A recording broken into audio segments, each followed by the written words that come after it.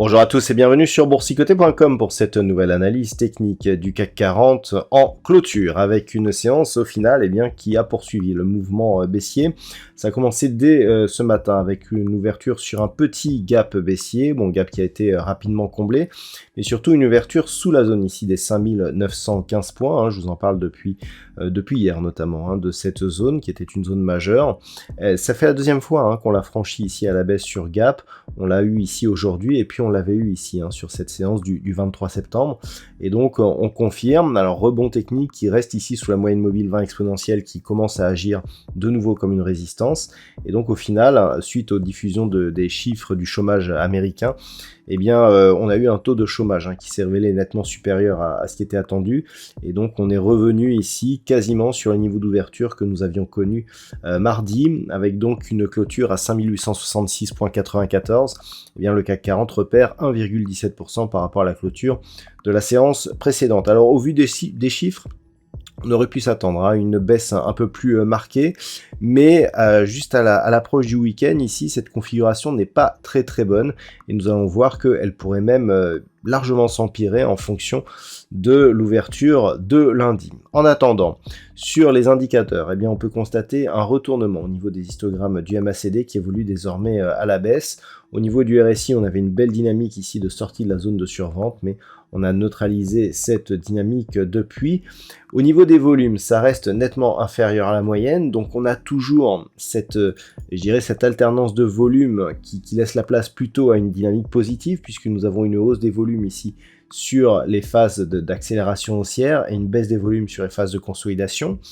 Donc pour l'instant, tout espoir n'est pas perdu. Le fait que l'on revienne ici se reposer sur le niveau de gap qui a été ouvert mardi est plutôt là aussi rassurant, puisque on préserve en fait ce qui a impulsé ce retournement de tendance avec donc ce gap de rupture. On sait que le gap de rupture est la forme la plus puissante de gap. On préserve cette zone, mais attention, il pourrait être totalement invalidé donc dès l'ouverture de la semaine prochaine. Mais avant d'aller plus loin, je vous propose une vue sur le marché en hebdomadaire pour constater que la configuration change de sens quand même. On avait une belle dynamique baissière ici, une phase d'hésitation sur cette bougie. Alors on s'attendait à une hausse un peu plus marquée. Le fait ici d'avoir cette ouverture et puis cette phase de hausse, on avait presque ici une configuration qui ressemblait à une étoile du matin, mais au final, en revenant ici sous la zone des 5915, on ne peut plus réellement parler d'une telle configuration, mais on reste malgré tout ici sur une dynamique de retournement, ne serait-ce que par le fait que les points bas et les points hauts par rapport à la semaine précédente sont plus hauts. Donc pour l'instant, la progression, elle est sur une phase de retournement. On a réussi à préserver ici cette zone des 5720 points. Il faudrait confirmer la semaine prochaine en restant, si possible, au-delà de la zone des 5915 points. On a une autre zone sur cette vue en hebdomadaire. On le voit ici, ce niveau proche des 6050 points pourrait bien nous donner là aussi un objectif si les cours repartaient à la hausse. Naturellement, l'enjeu sera de franchir ici cette zone des 6137 vers laquelle devrait converger la moyenne mobile 20 exponentielle dès la semaine prochaine. Au niveau des indicateurs techniques, donc on reste toujours sur une dynamique baissière, malgré donc cette semaine qui est plutôt haussière.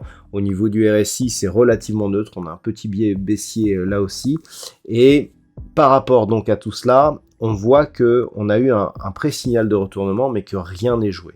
Le fait que l'on ait échoué ici à franchir la zone des 5915 points affaiblit énormément ce mouvement. Donc la semaine prochaine, si on parvient ici à repasser au-delà des 5915, alors vu les futurs, ça ne sera pas dès l'ouverture a priori, à moins qu'il y ait des événements ce week-end qui justifient la hausse des marchés boursiers. Pour l'instant, on ne peut pas savoir. Donc si on avait une ouverture au-delà des 5915, clairement, on serait dans la perspective d'une poursuite de ce retournement. Et donc on pourrait viser quasiment à coup sûr un retour sur la zone des 6137 points, voire même une rupture de cette zone. Mais tant que l'on est en dessous ici, 5915, On peut avoir ici un mouvement d'impulsion, un rebond technique et une reprise. Donc par rapport à cela, si on reste sous 5915, ça veut dire que on n'aura pas moyen de marquer un nouveau plus haut significatif. Et si on vient casser ici la zone des 5720, clairement on sera ici sur une perspective de poursuite du mouvement technique avec un objectif qui se situe pour le prochain à 5520 points sur cette vue hebdomadaire. Par contre, donc sur rupture ici des 6137, eh bien on reviendrait chercher des précédents niveaux horizontaux. Mais pour l'instant, eh bien la conviction reste à une poursuite de mouvement. On le voit, on avait eu un petit rebond ici, celui qui était resté sous la moyenne mobile 20 exponentielle, accélération derrière. Là, on teste ici cette zone majeure des 5720. Si on accélère en dessous, eh bien on peut encore connaître une nouvelle phase d'accélération. Voilà donc ce que l'on peut dire d'un point de vue hebdomadaire sur cette dynamique. Alors, si on revient maintenant sur la vue en daily, ce qu'il faut savoir, c'est que déjà au niveau du palmarès, alors on a des valeurs qui parviennent à rester en hausse. On a notamment Renault qui gagne 4,91%, Total Energy et Worldline gagnent plus de 2%, et derrière nous retrouvons Carrefour, Sanofi ou ArcelorMittal. Beaucoup de baisses et assez marquées. On a notamment Dassault Systèmes qui perd 6,5%, 6,53%, ST Micro 5,3%, Legrand moins 4,2%, Capgemini moins 4,07%. On a Téléperformance, Alstom et Eurofins Scientifique qui perdent un peu plus de 3%. Donc on le voit, c'est assez disparate.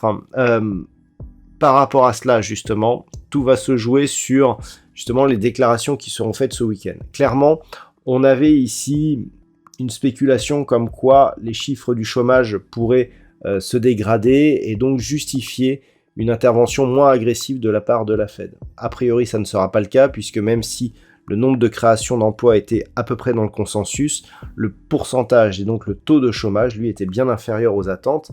Et c'est ce qui explique justement cette phase de baisse.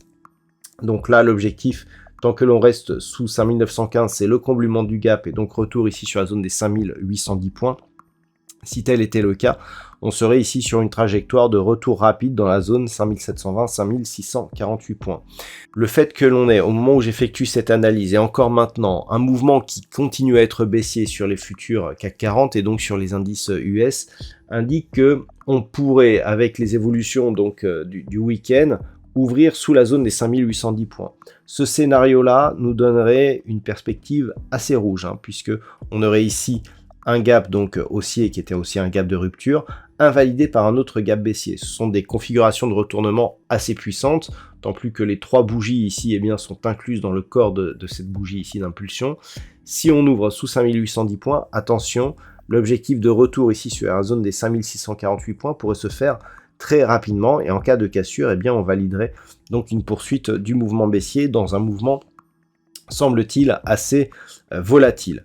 Tant que l'on préserve la zone ici des 5810 points, si on vient juste ici combler ce gap, le fait par exemple de revenir ici, si on ouvre aux alentours on est actuellement à 5850 sur le futur, si on ouvre à 5850, que l'on vient rebondir ici et que l'on repart, clairement, on n'aura pas totalement invalidé ici ce gap de rupture. Par contre, si on ouvre sur gap au même niveau, là, on a une invalidation. Donc, si on vient ici se reposer sur la zone des 5810 et que l'on repart, on aura une dynamique un peu plus faible que ce qu'on aurait pu penser là, ici, lors de l'inscription de cette bougie, mais qui resterait tout de même haussière avec une perspective de poursuite ici en direction des 6137 points. Mais donc si on ouvre en dessous, clairement ça douchera quasiment tous les espoirs de voir une hausse s'installer sur le moyen terme. Voilà donc ce que l'on peut dire sur cette configuration technique pour ce soir. D'un point de vue statistique, on a des statistiques qui se sont encore dégradées. Alors on avait déjà une probabilité plutôt baissière pour ces prochains jours. Ça se confirme. Pour le début de la semaine prochaine, on aura une possibilité de rebond technique, mais qui serait à partir du milieu de la semaine prochaine qui laisserait totalement la place à un mouvement baissier qui pourrait être potentiellement fort, puisque même pour la semaine suivante, on a des statistiques qui sont assez rouges et qui pourraient donc laisser entrevoir un possible retour ici à un mouvement baissier relativement puissant.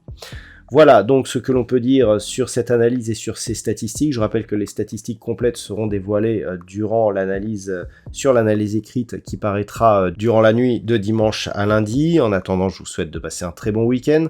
On se retrouve dès la semaine prochaine pour d'autres analyses techniques, toujours sur le site boursicoté.com.